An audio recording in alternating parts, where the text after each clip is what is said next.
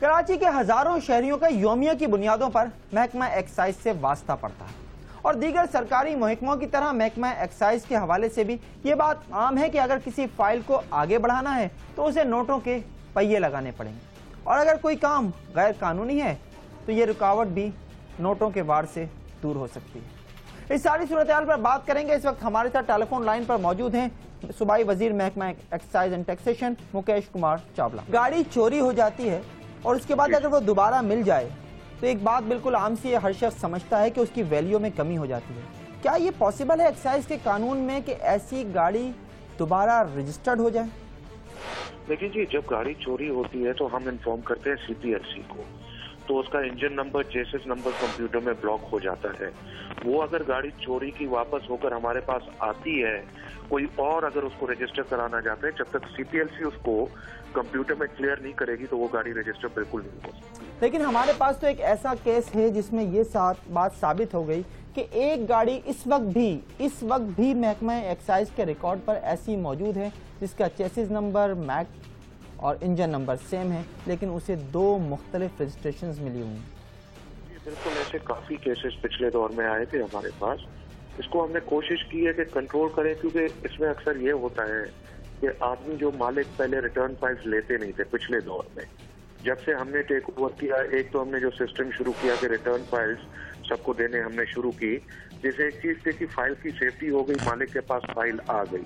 हाँ, पिछले दौर में काफी फाइलें चोरी हुई थी जिनके बुनियाद पर कुछ और 2 नंबर गाड़ियां चढ़ी थी और उनको रजिस्ट्रेशन कराई गई थी। काफी ऐसे केसेस हुए थे। अगर इस वक्त आपके पास ऐसा कोई केस है तो बिल्कुल हमारे सामने लाए, हम इस चीज की बिल्कुल इंक्वायरी करेंगे।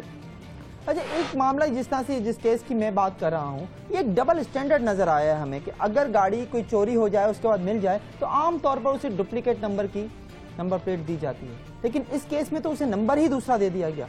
क्या कानून में ऐसी कोई गुंजाइश तो नहीं है ना? शायद ये ऐसी कानून में ऐसी कोई गुंजाइश नहीं है। अगर ये काम हुआ है तो बहुत गलत काम हुआ है। अच्छा, ये बताइए कि जब एक्साइज के रिकॉर्ड पे और ऑनलाइन रिकॉर्ड पे ये चीज मौजूद है तो क्या आप नहीं समझते कि ऐसी गाड़ियां जिनका आप पहले भी जिक्र कर रहे हैं कि माजी में ये सब कुछ होता रहा है कि एक एक गाड़ी जो है वो कई नंबरों से रजिस्टर्ड रही है, क्या दहशतगर्दी की कार्रवाइयों में इनका इस्तेमाल नहीं होता?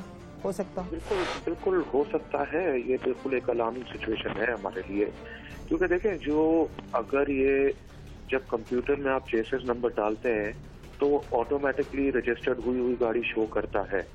आया कि इसने अगर रजिस्टर कराची से ही पहले कराई थी और फिर ही कराची से रजिस्टर हुई है तो जरूर इसके चेसिस या इंजन नंबर में थोड़ी टैंपरिंग हुई होगी। नहीं, कोई टैंपरिंग नहीं है, एक ही गाड़ी है। देखें जी, उसमें टैंपरिंग का मैं आपको तरीका, अब आपको मैं क्या नहीं, मैं समझता हूँ कि टैंपरिंग किस तरह से हो सकती है, लेकिन इस मामले में तो ये चीज बिल्कुल वाज़ेह है कि एक शख्स ने एक गाड़ी जो है वो किसी को बेची जिस वक्त वो अनरजिस्टर्ड थी। उसके बाद वो गाड़ी जिस दौरान जो है उसने चोरी हुई माजरत के साथ उसकी गाड़ी अब चोरी हुई है। नहीं, सॉरी, अनरजिस्टर्ड थी या रजिस्टर्ड थी? अनरजिस्टर्ड थी। उसने कहा कि मुझसे चोरी हो गई। उस दौरान जो है वो गाड़ी रजिस्टर्ड हो गई। उसने 3 साल के बाद वो गाड़ी जो उसने रिकवर करा ली किसी के जरिए। नहीं, वो गाड़ी ऐसे रजिस्टर नहीं हो सकती है जब तक उसकी ओरिजिनल फाइल ना हो। जी हाँ, लेकिन उसके बावजूद वो रजिस्टर्ड हुई है। नहीं, सवाल ही पैदा नहीं होता। उनने जरूर फाइल दी होगी तो वो रजिस्टर्ड हुई होगी, या फाइल भी साथ चोरी हुई होगी। उसका फिर कोई रिकॉर्ड नहीं होगा सीपीएलसी में कि ये गाड़ी चोरी हुई है। अगर सीपीएलसी में रिकॉर्ड होता तो इसका चेसिस और इंजन नंबर हमारे कंप्यूटर्स में भी ब्लॉक हो चुका होता। आप इसे देखिएगा, यकीनन ये मामला जो है हमने इन तमाम चीज़ों के साथ इस जो इसकी साइड हो सकती हैं उन सबको हमने पूरी तरह से कवर करके इस स्टोरी में हम दिखा रहे हैं कि आखिर किस तरह से ये मुमकिन हो सका है। खैर, हम थोड़ा सा आगे बढ़ते हैं, हम बात करते हैं चिंची रिक्शों के हवाले से। कराची की सड़कों पर 70,000 के करीब गैर कानूनी ये चिंची रिक्शे और मोटरसाइकिल रिक्शे चल रहे हैं। ये क्या है? ये हमने फॉर एग्जांपल सिर्फ 2 चिंची रिक्शे हमने as a trial basis register किए थे आज से कुछ टाइम पहले। हमने जब उनके लेटर्स भेजे थे ट्रैफिक पुलिस को कि प्लीज आप इनकी फिटनेस टेस्ट हमें दें कि ये फिटनेस पर उतरते हैं या नहीं उतरते, तो पुलिस ने आज तक उनको किसी को फिटनेस टेस्ट का कोई सर्टिफिकेट नहीं दिया। जब तक पुलिस फिटनेस टेस्ट का भी सर्टिफिकेट नहीं देगी हम ये चीजें रजिस्टर नहीं कर सकते हैं। वजारत आपके पास है, असेंबली में आपने इसके हवाले से क्या बात उठाई? कभी आपने इसको पॉइंट आउट किया कि जनाब ये इस तरह से गैर कानूनी तौर पर चल रहा है, हमें इसको रोकना चाहिए? इस चीज को टेकअप किए हुए आज 3 साल हो गए मुझे। 3 साल कोई छोटा पीरियड तो नहीं है?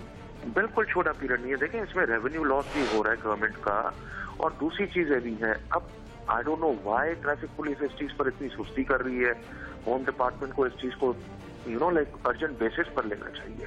नहीं, वो तो ये कहते हैं कि हमने एक्शन लिया तो कोर्ट में चले गए, कोर्ट से हुक्म इम्तिनाई मिला हुआ है, वहां पे गवर्नमेंट ने रिपोर्ट जमा करानी है।